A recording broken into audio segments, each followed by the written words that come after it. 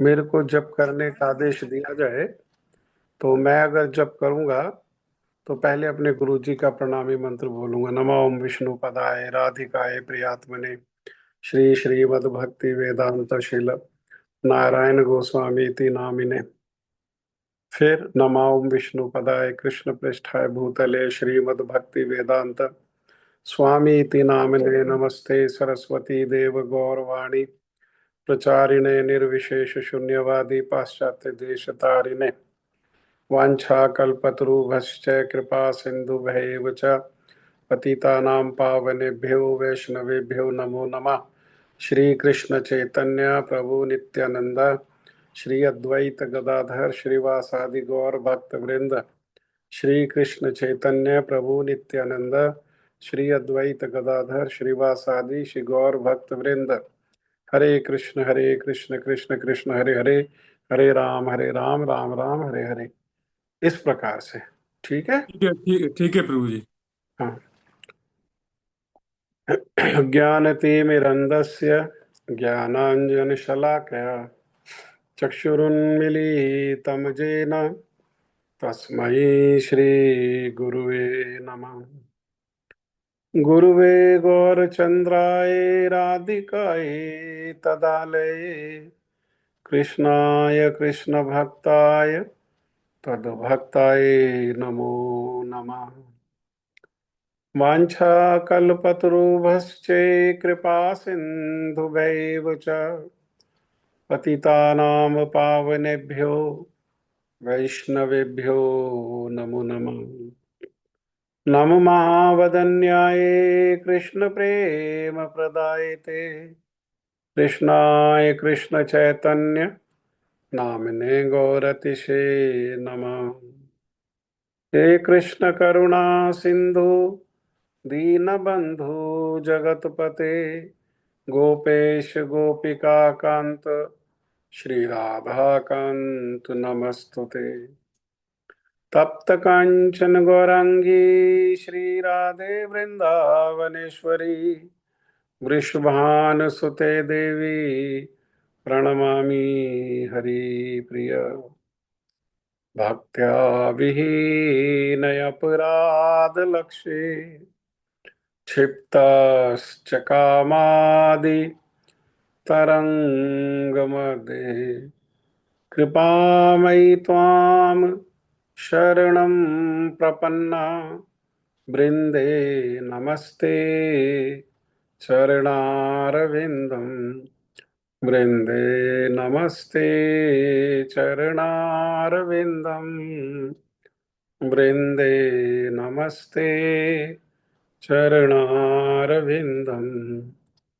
श्रीकृष्ण चैतन्य प्रभु नित्यानंद श्री अद्वैत गदाधर श्रीवासादि गौर भक्त वृंद। हरे कृष्ण कृष्ण कृष्ण हरे हरे, हरे राम राम राम हरे हरे। मैं सर्वप्रथम मेरे गुरुपाद पद्म नित्य लीला प्रविष्ट ओम विष्णुपाद परमहंस परिव्राजकाचार्य अस्तोत्र शत युगाचार्य श्री श्रीमद भक्ति वेदांत शिल नारायण गोस्वामी महाराज जी के अभय चरणारविंद में अनंत कोटि दंडवत प्रणाम करते हुए उनकी कृपा याचना करता हूँ। तदुपरांत नित्य लीला प्रविष्ट ओम विष्णुपाद स्तोत्र श्री श्रीमद भक्ति वेदांत स्वामी महाराज शील प्रभुपाद जी के चरण सरोज में अनंत कोटि दंडवत प्रणाम रूप अनुग गुरु परंपरा के चरणों में अनंत कोटि दंडवत प्रणाम। कथा के श्रोतावृंद वैष्णव वैष्णवी माता भाई बहन प्रभु आप सभी को मेरा यथा योग्य प्रणाम। आप सभी का हार्दिक अभिनंदन।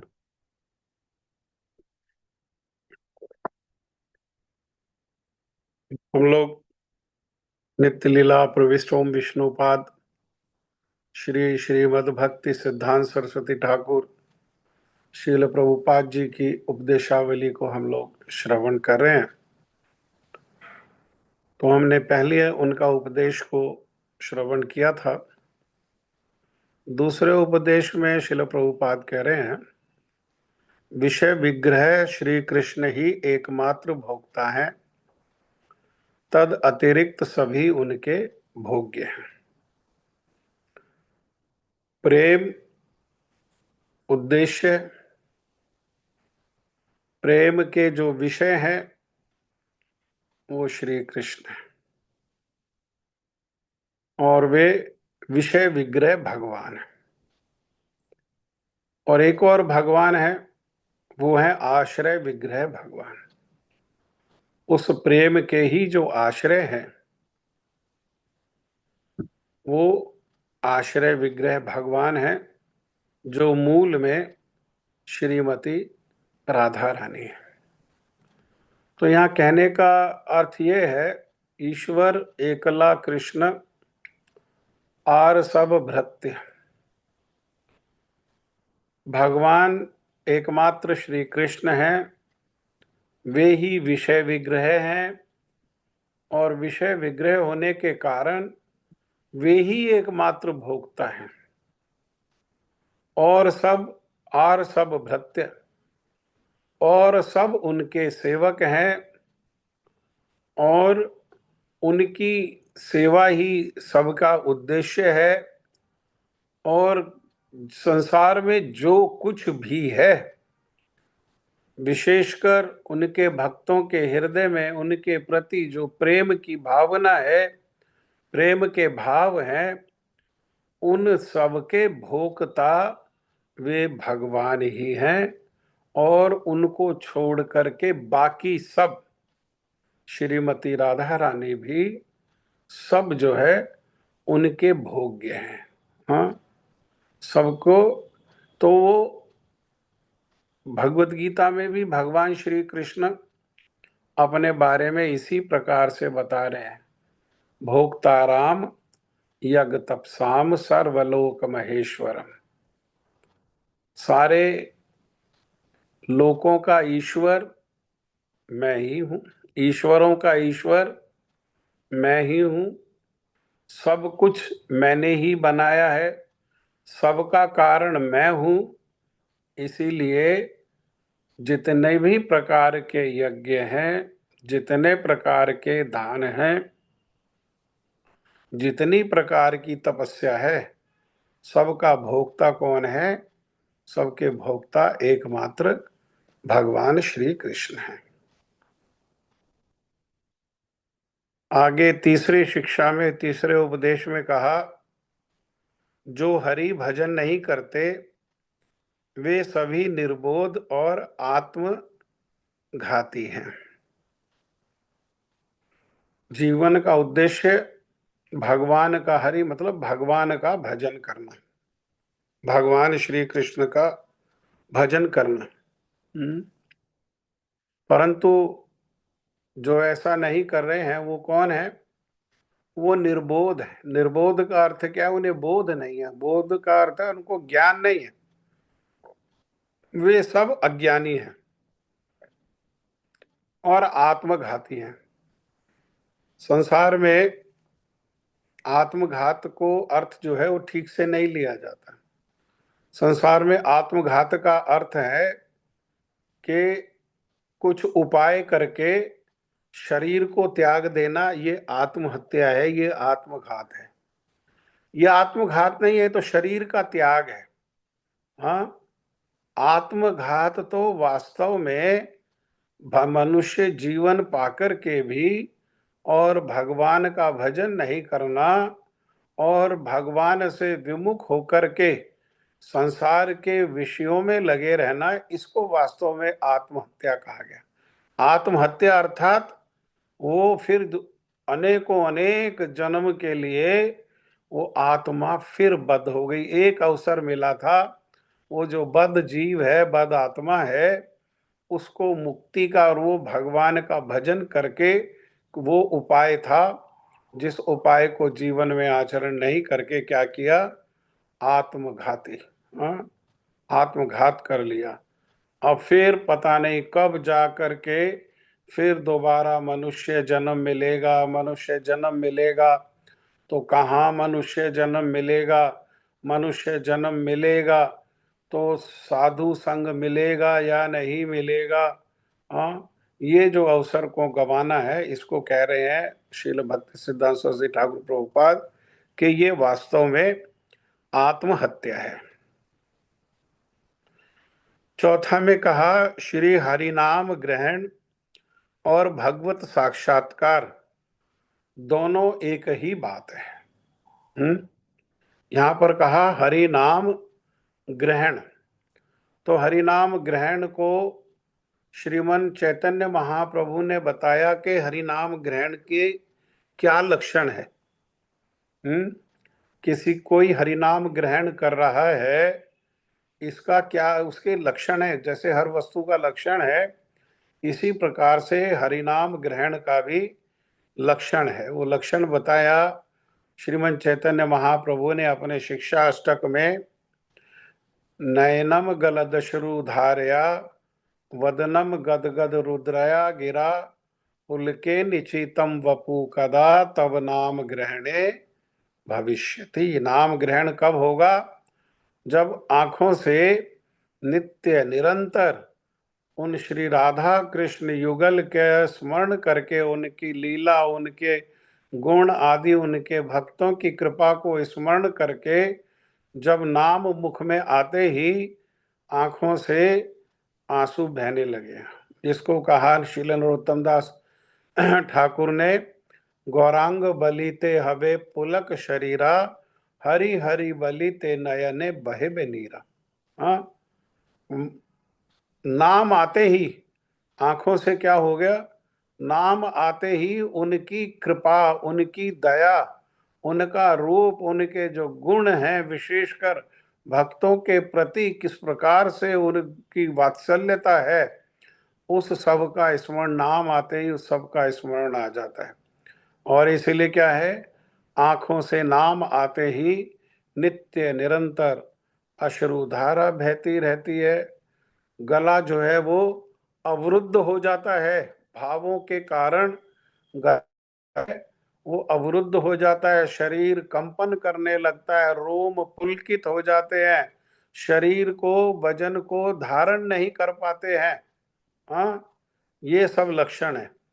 ये सब लक्षण ये हमारे नाम ग्रहण का लक्ष्य है। ऐसा नाम ग्रहण हमको करना है।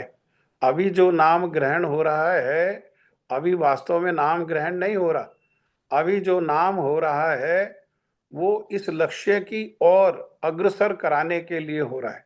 जब इस प्रकार से इन लक्षणों के साथ जब नाम ग्रहण होगा तो महाप्रभु के अनुसार वह वास्तव में नाम ग्रहण की स्थिति है। और उस स्थिति में नाम ग्रहण करना, वो नाम ग्रहण भी है होना, वो क्या है? भगवत साक्षात्कार ही है। तो दोनों में कोई भेद नहीं है। नाम ग्रहण और भगवत साक्षात्कार में दोनों में क्या है? वो एक ही बात है, दोनों में कोई भेद नहीं है। पांचवी जो उपदेश है, इसमें कहा जो पंच मिश्रित धर्मों का पालन करते हैं वो भगवान की सेवा नहीं कर सकते। हाँ, ये मैंने भगवत गीता का जो ग्रुप है उस पर मैंने ये सब डाल दिया है। फिर भी एक बार हम इसको पढ़ लेते हैं, और किसी का फिर भी कोई प्रश्न होगा तो वो अंत में पूछ सकते हैं। पंच मिश्रित धर्म, एक है वर्ण धर्म। वर्ण धर्म 4 प्रकार के वर्ण है: ब्राह्मण, क्षत्रिय, वैश्य और शूद्र। इनसे जुड़े हुए कर्तव्य, कोई ब्राह्मण अहंकार करके उनसे जुड़े हुए कर्तव्यों को पालन करते हैं, कोई क्षत्रिय, कोई वैश्य और कोई शूद्र। दूसरा है आश्रम धर्म। 4 प्रकार के आश्रम है: ब्रह्मचर्य, गृहस्थ, वानप्रस्थ, संन्यास।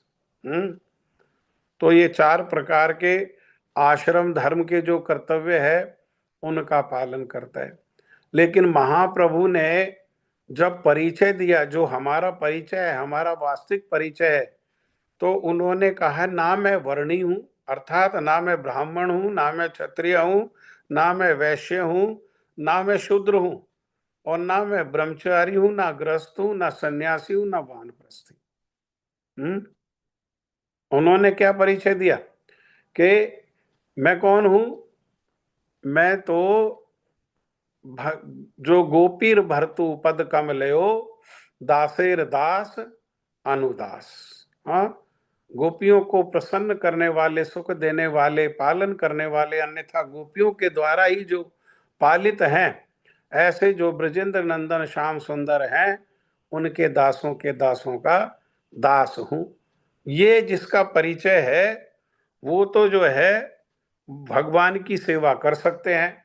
वन्यथा जो अपना परिचय अब इस प्रकार से पंच मिश्रित धर्म में सोच रहे हैं, मैं ब्राह्मण हूं, मैं ब्रह्मचारी हूं, मैं गृहस्थ हूं, मैं क्षत्रिय हूं, मैं वानप्रस्थी हूं, मैं वैश्य हूं, मैं सन्यासी हूं। हाँ, तो ये दो प्रकार के धर्म हुए। तीसरे प्रकार का धर्म है देश धर्म, स्थान, समाज और परंपरा के अनुसार आचरण करना, है ना। जैसे वो अंग्रेजी में एक कहावत भी है ना, do as Romans do when you are in Rome. स्थान पर बदलते ही अपना धर्म भी बदल देना, बस उनके अनुसार वहां का जो धर्म है, जो परंपरा है, उसी में रच पच जाना। गंगा गए तो गंगा दास और यमुना गए तो यमुना दास। ऐसे ही काल धर्म है। काल धर्म क्या है? समय और परिस्थिति के अनुसार नियम। हाँ, समय मिला तो ठीक है, नहीं समय मिला तो ठीक है। समय आज कहीं और लग गया तो ठीक है, और कहीं नहीं लगा है तो ठीक है। इस प्रकार से कोई नियम नहीं होना। समय समय पर नियमों को परिवर्तन करते रहना और परिस्थिति के अनुसार नए नए नियमों का खोज करते रहना, ये काल धर्म है। एक आपद धर्म है, इमरजेंसी, संकट की स्थिति में अपनाया गया विशेष धर्म। अरे हर स्थिति में, चाहे वो वर्ण धर्म हो, आश्रम धर्म हो, देश धर्म हो, काल धर्म हो, आपद धर्म हो, हर परिस्थिति में क्या है? एक ही नियम है, दूसरा कोई नियम नहीं है।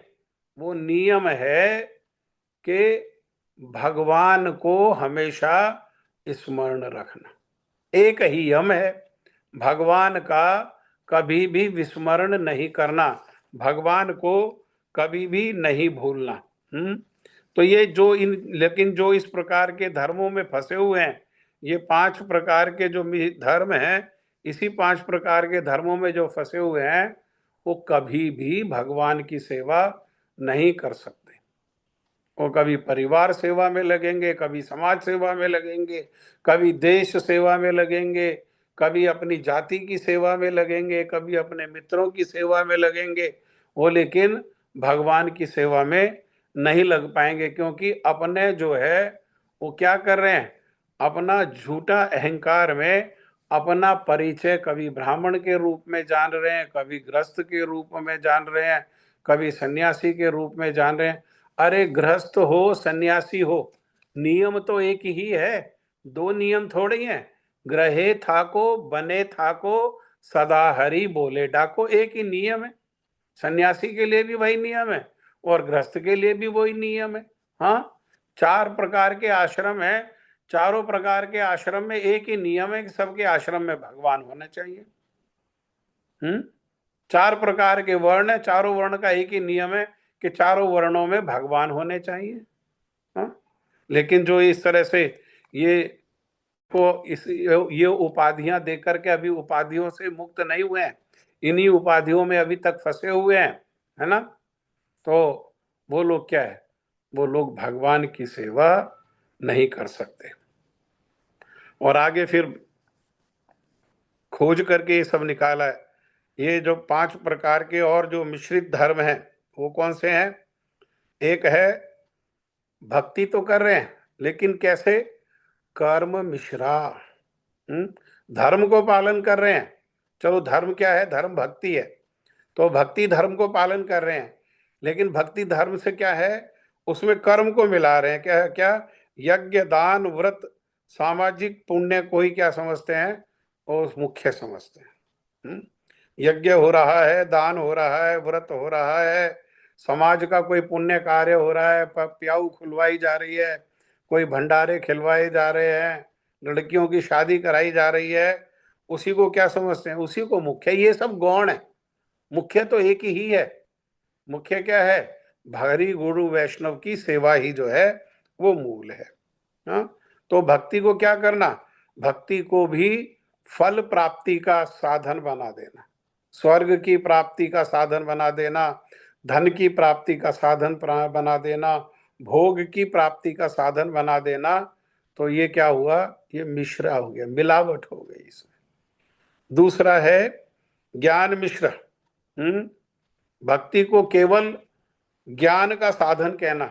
भक्ति किस लिए है?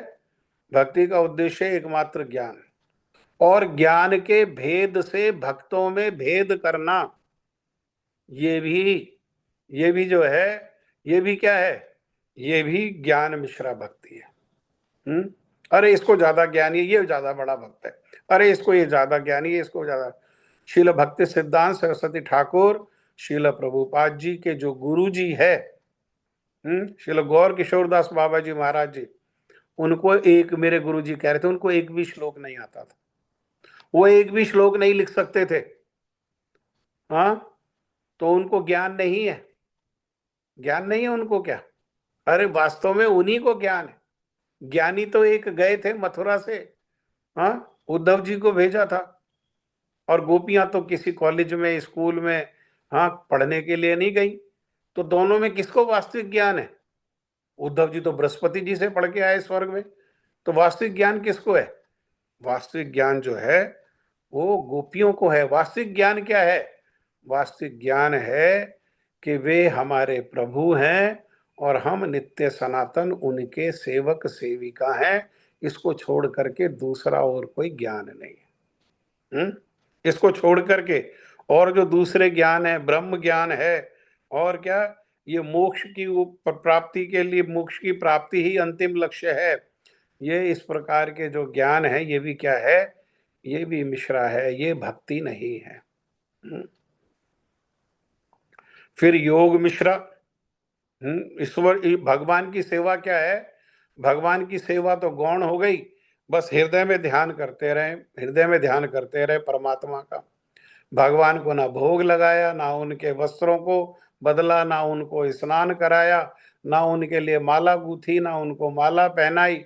हाँ, कुछ नहीं किया, बस क्या कर रहे हैं? वो हृदय में परमात्मा रूप का ध्यान कर रहे हैं। ये जिसको ध्यान, अष्टांग योग, समाधि कहा जाता है, उसी को प्रधान मान लेते हैं। चौथी जो है वो वैराग्य मिश्रा है। वैराग्य मिश्रा में क्या समझते हैं? आजकल के लोग जो है इससे बहुत कंफ्यूज होते हैं। वैराग्य मिश्रा में समझते हैं कि संसार त्याग जो है वो ही श्रेष्ठ है। जो घर में है वो कितना ही भगवान का भजन करे, लेकिन जिसने घर को त्याग दिया, ये सफेद कपड़े वाला तो परम पापी है, और जो लाल कपड़ा जिसने पहन लिया है, बस यही भगवान का भक्त है। लाल कपड़ा पहनना ही भगवान की भक्ति है, घर को छोड़ना ही भगवान की भक्ति है, पत्नी को त्याग करना ही भगवान की भक्ति है। इसी को जो मांग लेते हैं उसमें, और क्या है वो, उसमें प्रेम भक्ति को जो है वो प्रेम भक्ति के आनंद को क्या करते हैं? वो कम समझते हैं। मूल क्या है? मूल है प्रेम। अरे प्रेम जहां हो, जिस अवस्था में हो, गोपियां तो सारी ग्रस्त हैं। हाँ, उनके तो परिवार है, पति है, बच्चे हैं, सास ससुर नंद जेठ देवर देवरानी जेठानी, जेठ के बच्चे सब हैं, लेकिन वो उस स्थिति में भी रह करके उनका प्रेम एकमात्र कृष्ण में लगा हुआ है। इसीलिए वो क्या है? वो सर्वश्रेष्ठ भक्त हैं, और वही भक्ति जो है वही सर्वश्रेष्ठ है। आगे मर्यादा मिश्र धर्म, समाज है, परंपरा है, वो प्रतिष्ठा है, उसके डर से प्रतिष्ठा के लिए, दिखावे के लिए भक्ति करना। हाँ, समाज में की मर्यादा को पालन करने के लिए भक्ति जैसा आडंबर करना, ये क्या है? ये भगवान की संतुष्टि के जगह संसार के लोगों की संतुष्टि है। जो इस प्रकार से हम अपना अपना खुद चेक कर सकें हमारी स्थिति कहाँ है, जो इस प्रकार से मिश्रित जो है धर्मों का पालन कर रहे हैं, वो भगवान की सेवा नहीं कर सकते। ठीक है। छठा जो उपदेश है, मुद्रण यंत्र के स्थापन। मुद्रण यंत्र मतलब प्रिंटिंग प्रेस। हाँ? भक्ति ग्रंथों के प्रचार और नाम हाट के प्रचार द्वारा ही श्री मायापुर की प्रकृत सेवा होगी। प्रकृत मतलब, प्रकृत का यहाँ अर्थ क्या है? सरल शब्दों में कहें तो वास्तविक सेवा होगी। जो मायापुर की वास्तविक सेवा है, मायापुर अर्थात कहने का अर्थ क्या है? श्रीमन चैतन्य महाप्रभु का जन्म स्थान। उसकी वास्तविक सेवा क्या है? उसकी वास्तविक सेवा है कि जो हमारे गुरु वर्गों के, आचार्यों के, गोस्वामी वर्गों के ग्रंथ हैं, उनको प्रिंटिंग प्रेस लगाएं। प्रिंटिंग प्रेस लगा के उन ग्रंथों को छापें और उन ग्रंथों को फिर प्रचार करें। प्रचार करने का अर्थ ये नहीं कि उनको बेचें, उनको पहले खुद हृदयंगम करें और फिर उनको लोगों को पढ़ाएं, और लोगों को पढ़ा करके उस ग्रंथों का क्या करें? प्रचार प्रसार करें। और साथ में नाम हाट, हाट माने बाजार, नाम का बाजार, अर्थात नाम का मुक्त हस्त से खुद भी आचरण करें और मुक्त हस्त से उसका वितरण करें। ये तीन कार्य श्रील भक्ति सिद्धांत सरस्वती ठाकुर कह रहे हैं। ये तीन कार्यों के द्वारा क्या होगा? ये तीन कार्यों के द्वारा जो श्री मायापुर धाम अर्थात श्रीमन चैतन्य महाप्रभु का जो जन्म स्थान है, उनकी वास्तविक सेवा होगी। हाँ, प्रिंटिंग प्रेस लगाना, तो प्रिंटिंग प्रेस लगाने का आदेश जो है वो ये यहाँ पर श्रील प्रभुपाद दे रहे हैं। और फिर उसमें ग्रंथ प्रिंट करना, और ग्रंथ प्रिंट करके उनको अपना हृदयांगम करना, खुद अध्ययन करना, खुद जानना, और फिर उसको लोगों को पढ़ाना, और इस प्रकार से ग्रंथ का प्रचार करना, नाम खुद करना, खुद करके दिखाना नाम को, भगवान के नाम को, और भगवान के नाम का मुक्त हस्त से वितरण करना, ये वास्तविक सेवा है।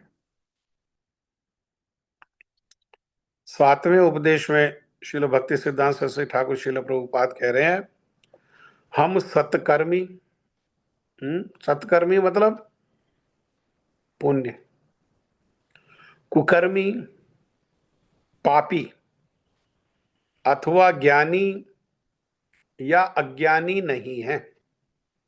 ये सब उपाधि है। ये सब उपाधि, हम इस उपाधि में नहीं फंसे, हम ये इस उपाधि से ऊपर हैं। तो हम कौन हैं? हम तो अकैतव। अकैतव मतलब जहां कैतव नहीं, फालतू कुछ नहीं है, केवल कृपा ही कृपा है। ऐसे जो हरिजन हैं, भगवान के जो भक्त हैं, और उनके पाद त्राण, उनके चरण क्या हैं? हार करने वाले हैं। तो हम उनके वाहक। किसके वाहक? उनमें किसके वाहक? कीर्तनिया सदा हरि मंत्र में दीक्षित हैं। उनकी वाणी के वाहक हैं हम। वाहक माने ढोना। उनकी वाणी को, उनके द्वारा जो दिए गए भाव हैं, उनके द्वारा दिए गए भाव को, उनके द्वारा प्रदत्त की गई सेवाओं को, उसके हम जो हैं वाहक हैं। और किसमें दीक्षा हुई हुई है हमारी? हमारी दीक्षा किसमें हुई है? कीर्तनीय सदा हरि। महाप्रभु ने जिसको बड़े उच्च स्वर में कहा, तृणादपि सुनिचेन तरोरपि सहिष्णुना अमानिना मान देना कीर्तनिया सदा हरि। सदा हरि कीर्तन। हरि कीर्तन करने का तात्पर्य एक तो मृदंग करताल के द्वारा कीर्तन करना, वो भी कीर्तन है। भगवान की जो कथा है वो भी कीर्तन है। भक्तों की जो महिमा है, भक्तों की जो उदारता है, भक्तों के जो वात्सल्यता है, वो सब भी क्या है? वो सब भी कीर्तन है। इस प्रकार का कीर्तन नित्य निरंतर जो है, वो जैसे मंदाकिनी, जैसे गंगा जो है वो नित्य निरंतर बहती रहती है। हाँ, नित्य निरंतर बहती रहती है। ऐसे ही जो है कीर्तन क्या हो? वो कीर्तन नित्य निरंतर वो बहता रहे।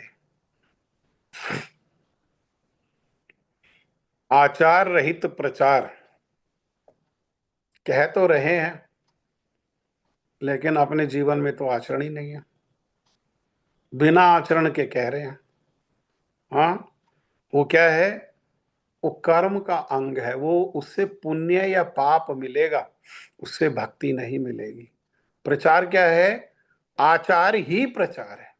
अपना जो श्रेष्ठ मूल में वही प्रचार है। हाँ, मूल में वही प्रचार है। आचार ही क्या है? वो प्रचार है। और इस प्रकार से श्रेष्ठ आचरण करते हुए प्रचार का कार्य करें, अन्यथा वो एक केवल कर्म होगा। और महत्वपूर्ण बात कह रहे हैं, पर स्वभाव की निंदा ना करें। दूसरों के स्वभाव की निंदा नहीं करनी चाहिए। जैसा आज हमने एक कोट भी भेजा, श्रील भक्ति वेदांत स्वामी महाराज श्रील प्रभुपाद जी 2 प्रकार की मक्खियों के बारे में बता रहे हैं। एक प्रकार की मक्खी, वो शरीर सारा बिल्कुल शुद्ध है, लेकिन शुद्ध शरीर में कहीं नहीं बैठेगी।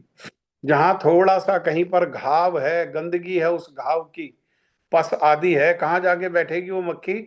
वो गंदगी पर ही बैठेगी। दूसरे प्रकार की मक्खी है, वो इतना बड़ा कीचड़ का तालाब है, इतने बड़ी कीचड़ है, वो कीचड़ में कहीं नहीं जा करके बैठेगी।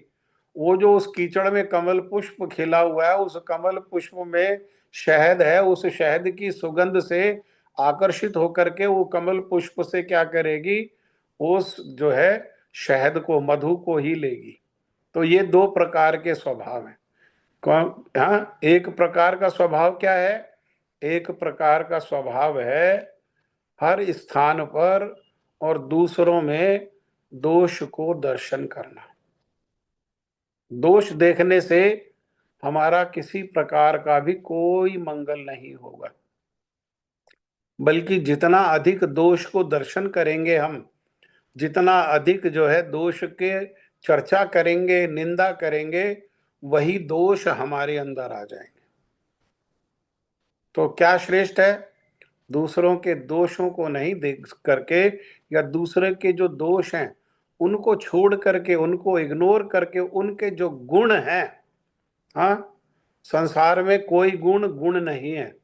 संसार में एक ही गुण है, और वो गुण है हरि भजन। हाँ, अर्थात भक्तों का संग करते हुए, भक्तों में शारीरिक, मानसिक या कोई व्यवहारिक दोष को नहीं देख करके, उनमें जो भक्ति का जो गुण है, उस गुण को ही ग्रहण करेंगे। तो गुण को ग्रहण करने से ही हमारा मंगल होगा। इसलिए पर स्वभाव की चीजें, दूसरों के किसी के स्वभावगत है या शरीरगत है या कोई और है, तो उससे की क्या है?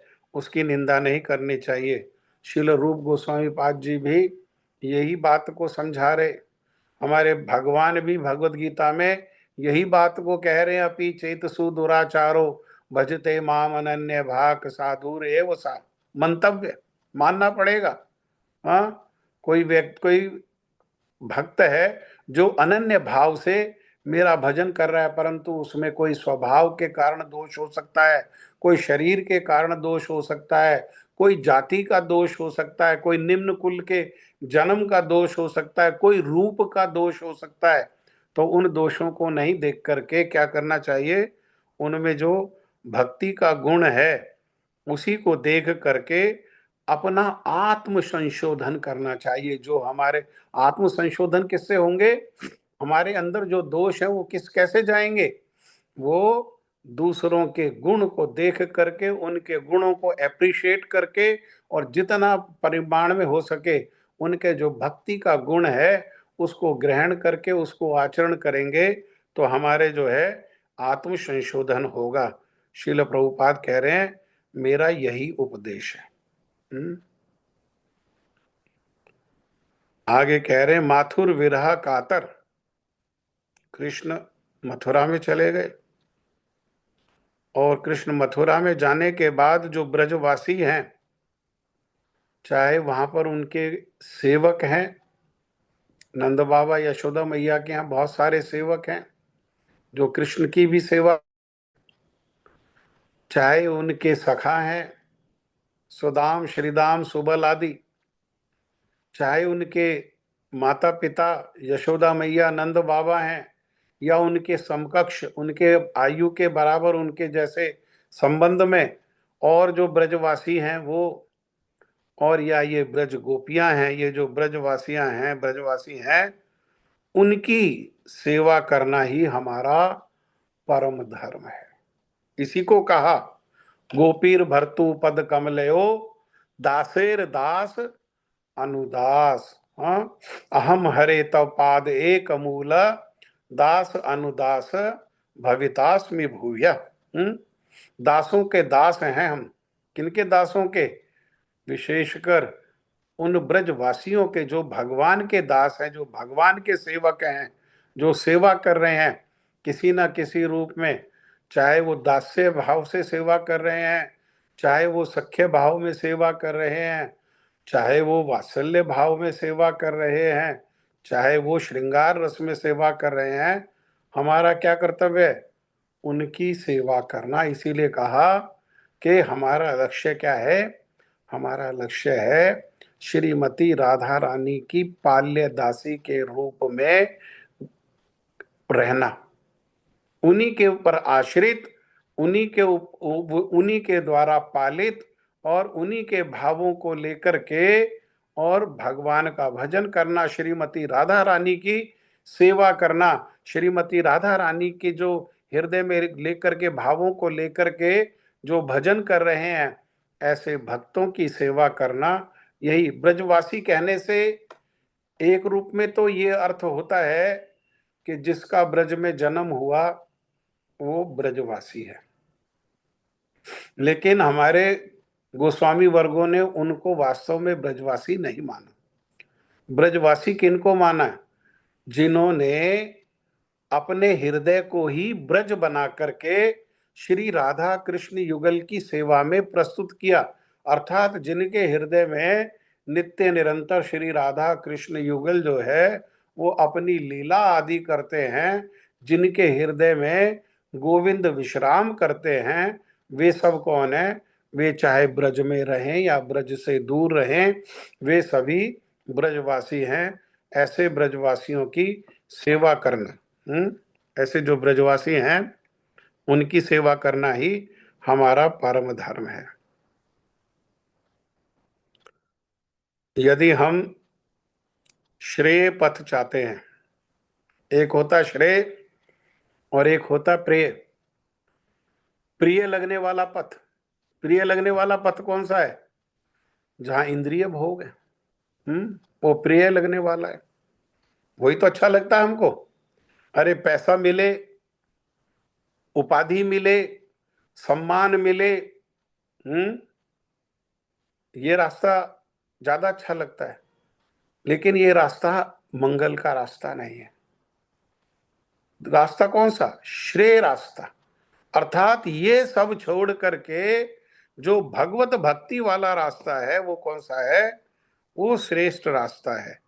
अगर हम उस श्रेष्ठ श्रेष्ठ पथ को चाहते हैं तो असंख्य जनमत का परित्याग करके भी, है ना, असंख्य करोड़ों करोड़ों लोगों की बातों का छोड़ करके, अरे सारे लोग, सारा संसार तो एकादशी आज मना रहा है, गौड़िया मठ वाले तो कह रहे हैं कल एकादशी है। ना, श्रोतवाणी, श्रोतवाणी का अर्थ क्या है? श्रोतवाणी मूल में जो भगवान ने उपदेश दिया वो किसको दिया? वो ब्रह्मा जी को। ब्रह्मा जी ने आगे नारद जी को दिया, नारद जी ने जो उसको व्यास देव जी को दिया। इस प्रकार से परंपरा में होते हुए, हाँ, इस प्रकार से जो है वो पर भक्तों की परंपरा में होते हुए हमारे गुरु जी तक आया। और हमारे गुरु जी से क्या हुआ है? वो जो हमको प्राप्त हुआ है वो है श्रोत वाणी। वो वाणी एक भी रह जाए, अगर वो अकेली भी वाणी रह जाए और सारा संसार उसके उसके विपरीत हो जाए, उसके विपक्ष में हो जाए, तब भी अगर हमारे हृदय में भक्ति करने की इच्छा है तो क्या करना होगा? हमको हमको उस श्रोत वाणी का ही पालन करना होगा। मैं थोड़ा जल्दी जल्दी बोल रहा हूँ वरना ये 24 में बहुत समय लग जाएगा। आप लोग इसको नोट करते जाओ, फिर भी कहीं अगर कोई संशय होगा इनको आप भी अध्ययन करो, हाँ, और विचार करो। जो सुना है उसको विचार करो, रिकॉर्डिंग को लेकर के विचार करो। फिर भी कोई बात समझ में नहीं आती है तो उसको प्रश्न के रूप में पूछ लेना। आगे 11वीं जो बात है, उपदेश है, उसमें कह रहे हैं पशु पक्षी कीट पतंग प्रभृति लख लख योनियों में रहना अच्छा है, तथापि कपटता का आश्रय करना उचित नहीं। अरे कपटी होकर के कह रहे, प्रभुपाद कह रहे कपटी होने से तो अच्छा है पशु के रूप में रहें हम। हाँ, पक्षी की योनि मिल जाए हमको, कीट की योनि मिल जाए, पतंग की योनि मिल जाए, लाखों लाखों ऐसी योनियों में हम घूमते रहें, कपटी होने से अच्छा है। अर्थात कपट नहीं होना चाहिए। भगवान भी लीला करे, भगवान श्री कृष्ण भी, भगवान श्री राम भी, तो दोनों ने क्या किया, सबसे पहले कपट को ही वध किया। भगवान श्री कृष्ण ने पूतना रूपी कपट का वध किया और भगवान श्री राम ने ताड़का रूपी कपट का वध किया। जब तक साधक के हृदय में कपट है तब तक उसको भगवान नहीं मिल सकते। पापी से पापी व्यक्ति को भी भगवान मिल सकते हैं, लेकिन कपटी व्यक्ति को किसी अवस्था में भी भगवान नहीं मिल सकते। कपट क्या है, अंदर कुछ और, मन में कुछ और जिह्वा में कुछ और व्यवहार में कुछ और। ये जो भेद है ये कपट है। इस कपटता का आश्रय करना उचित नहीं है। क्यों? क्योंकि निष्कपट व्यक्ति का मंगल होता है। मंगल किसका होगा? मंगल कहने का अर्थ क्या है? भगवान की उपलब्धि केवल निष्कपट व्यक्ति को होगी। हाँ, निष्कपट व्यक्ति जो होगा, श्रील भक्ति विनोद ठाकुर कह रहे हैं, वही निरंतर नाम को गा सकता है। निष्कपटे हे न दशा कबे हबे, निरंतर नाम गावो। निरंतर नाम कब हो पाएगा? जब निष्कपट, जब कपट हृदय से चला जाएगा। जब तक कपटता है तब तक भगवान की भक्ति करना संभव नहीं, और भगवान बिना प्रेम के मिलते नहीं। भगवान किनको मिलते हैं? सरल व्यक्ति को, निष्कपट। क्योंकि अगली शिक्षा यही है जिसको हम बृहस्पतिवार को सुनेंगे कि सरलता का ही नाम वैष्णवता है। सरलता जो जितने परिमाण में सरल है उतने परिमाण में वो वैष्णव है। हाँ, निष्कपट सरल व्यक्ति को, सरल साधक को भगवान अति शीघ्र मिल जाते हैं। ठीक है, इस प्रकार से हमने आज ये 12 शिक्षाओं को हमने अध्ययन किया।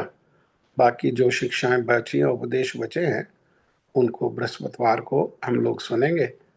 आज के संबंध में किसी का कोई अभी प्रश्न है तो अभी कर सकते हो, अगर अभी नहीं है तो अध्ययन करो। मेरी प्रार्थना है इसको आप लोग अध्ययन करना। आगे पढ़ने के पहले, आगे चलने के पहले मैं ये 12 शिक्षाओं के बारे में, 12 उपदेश के बारे में आप लोगों से पूछूंगा कि आपका क्या विचार है ये उपदेश के बारे में। ठीक है, किसी का कोई प्रश्न है? प्रभु जी, श्रौतवाणी वो होती है जो गुरु परंपरा से होते हुए हम तक पहुंचती है। भगवान से प्रारंभ होकर के, जी। है ना? जो ठीक गुरु है। परंपरा का हम सुबह कीर्तन करते हैं ना, जी। कृष्ण हईते चतुर्मुख। हाँ, कृष्ण हित में, हाँ, ब्रह्मा हईते नारदेर मति, नारद हईते व्यास, व्यास कहे मध्वदास। ये सारी परंपरा है। कृष्ण से जी। जो प्रारंभ हुआ, कृष्ण से चतुर्मुख को, चतुर्मुख मतलब ब्रह्मा को प्राप्त हुआ। ब्रह्मा जी के 4 मुख हैं। जब ब्रह्मा जी से नारद जी से को, नारद जी से व्यास को, व्यास से आगे मध्व को, इस प्रकार से जो गुरु परंपरा से हमको जो वाणी प्राप्त होती है वही श्रोत वाणी है।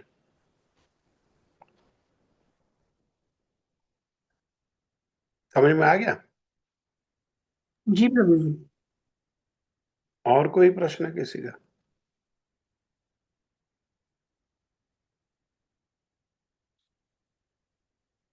माला पे जप करने के लिए, हमारे गुरु परंपरा ने माला पर जप करने के लिए कहा, तो माला पर जप करना ये श्रोत वाणी है। और वो काउंटर वाउंटर लगा करके वो पता नहीं कहाँ कहाँ कैसे कैसे क्या करते हैं, वो श्रोतवाणी नहीं है। हाँ, अर्थात जो हमारा मिनिमम जप है वो कैसे करना होगा? वो हमें माला पर जो संख्या पूर्वक जो नाम है वो हमको माला पर ही करना है। बाकी तो चलते फिरते आते जाते सोते बैठते उठते गाते, वो हाथ में खाते पीते समय तो काउंटर नहीं हो सकता, स्नान करते हुए तो हाथ में काउंटर नहीं हो सकता।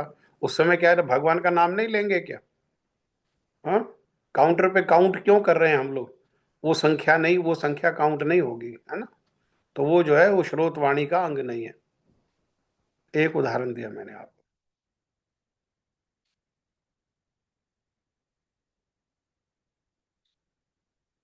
और कोई प्रश्न है किसी का?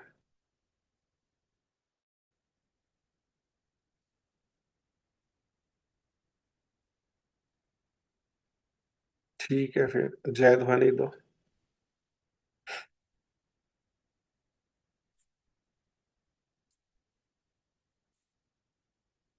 हरे कृष्ण प्रभु जी, दंडवत प्रणाम। हरे कृष्णा जी, दंडोत जी। श्री श्री गुरु गौरांग गांधारिका गिरधारी श्री राधा विनोद बिहारी जी की जय। जय ओम विष्णुपाद अष्टोत्तर शत श्री श्री भक्ति वेदांत माधव गोस्वामी महाराज की जय। नित्य लीला पृष्ठ ओम विष्णुपाद अष्टोत्तर शत श्री श्री भक्ति वेदांत नित्य लीला नारायण गोस्वामी महाराज जी की जय। नहीं, वही बोल रही थी, वो आवाज कम कर रखी थी। नित्य लीला पृष्ठ ओम विष्णुपाद अष्टोत्तर शत श्री श्री भक्ति वेदांत नारायण गोस्वामी महाराज की जय। नित्य लीला पृष्ठ ओम विष्णुपाद अष्टोत्तर शत श्री श्री भक्ति वेदांत वामन गोस्वामी महाराज की जय। जय जय नित्य लीला प्रविष्ट ओम विष्णुपाद अष्टोत्तर शत श्री श्रीमद भक्ति प्रज्ञान केशव गोस्वामी महाराज की जय। जय जय नित्य लीला प्रविष्ट ओम विष्णुपाद अष्टोत्तर शत श्री शील भक्ति सिद्धांत सरस्वती गोस्वामी प्रभुपाद की जय। जय जय नित्य लीला पृष्ठ ओम विष्णुपाद परमहंस बाबाजी श्री श्री श्रील गौर किशोरदास गोस्वामी महाराज की जय। जय जय नित्य लीला पृष्ठ ओम विष्णुपाद सच्चिदानंद श्री भक्ति विनोद ठाकुर की जय। जय जय नित्य लीला पृष्ठ ओम विष्णुपाद वैष्णव सार्वभौम श्री जगन्नाथ दास बाबा जी महाराज की जय। जय हो। श्री गौड़ीय वेदांताचार्य श्री बलदेव विद्याभूषण प्रभु की जय। जय जय श्री विश्वदास चक्रवर्ती ठाकुर की जय। जय जय श्री नरोत्तम श्रीनिवास श्री श्यामानंद प्रभु त्रय की जय। जय जय श्री कृष्णदास कविराज गोस्वामी प्रभु की जय। जय जय श्री रूप सनातन भट्ट रघुनाथ श्री जीव गोपाल भट्ट दास रघुनाथ षड गोस्वामी प्रभु की जय। जय हो। जय श्री स्वरूप दामोदर राय रामानंद आदि गौर पार्श्वविंद की जय। जय श्री नामाचार्य श्री हरदास ठाकुर की जय। जय प्रेम से कहो श्री कृष्ण चैतन्य प्रभु नित्यानंद श्री अद्वैत गदाधर श्री वासादि गौर भक्तविंद की जय। जय श्री अंतरदीप मायादीप सीमंतदीप गोदम गोद्रुमदीप मध्यदीप कोलदीप ऋतुदीप जन्नूदीप मोद्रुमदीप रुद्रदीपात्मकम श्री नवदीप नाम की जय। श्री श्री राधा कृष्ण गोपी गोवर्धन द्वादश वरात्मक ब्रिज श्री विज मंडल की जय। द्वादश उपवन की जय। श्री श्याम कुंड राधा कुंड यमुना गंगा तुलसी भक्ति देवी की जय। श्री जगन्नाथ बलदेव सुभद्रा जी की जय। भक्त प्रभु श्री प्रहलाद महाराज की जय। चारों धाम की जय। चारों संप्रदायों की जय। जय चारों आचार्यों की जय। जय आकर मठ श्री चैतन्य मठ की जय। जय श्री गौड़ीय वेदांता समिति की जय। जय श्री देवानंद गौड़ीय मठ और अन्यान्य शाखा मठ समूह की जय। श्री जय हरिनाम संकीर्तन की जय। अनंत कोटि वैष्णव वृंद की जय। समागत भक्त वृंद की जय। श्री जय। गौर प्रेमानंद हरि बोल। प्रभु बोल जी हरि बोल। आपकी जय। हरे कृष्णा, आप सब भक्तों की जय हो। हरे कृष्णा, राधे राधे, हरे दंडवत। कृष्णा प्रभु जी, राधे दंडवत राधे प्रणाम। प्रभु जी। दंडवत जी, हरे कृष्णा, दंडवत जी। राधे राधे प्रभु जी। राधे राधे राधे राधे।